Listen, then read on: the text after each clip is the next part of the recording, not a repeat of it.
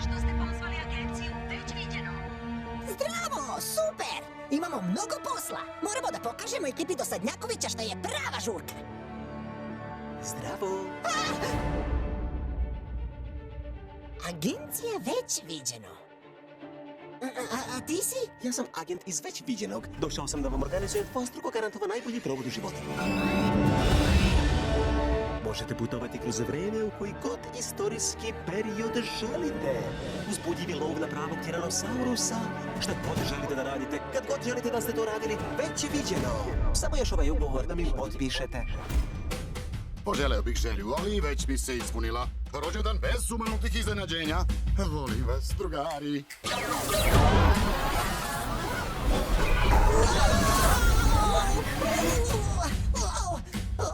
Šta misliš, gde smo sada? A otkud ova pustinja? Ta očajna sapapa! Stanka! Jesi li gledala batinanje? Ne, morala sam da ostanem u krevetu ceo dan zato što sam dobila kugu.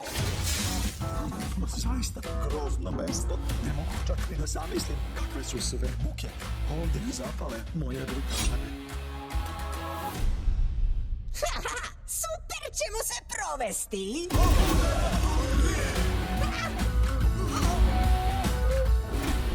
Možda bude zabava!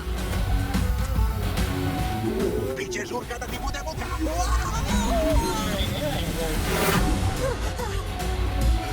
To stvarno prekini! Mislio sam da se svi ovdje fenomenalno zabavljate. Trebalo bi da mi zahvalite. Zar ne?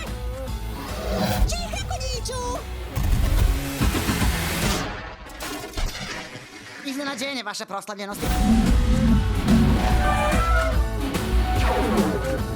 Mi to možemo, jel znaš zašto? Zašto? Pa sjećaš se, Nebojša? Sličan zec sa sličnim skakućem.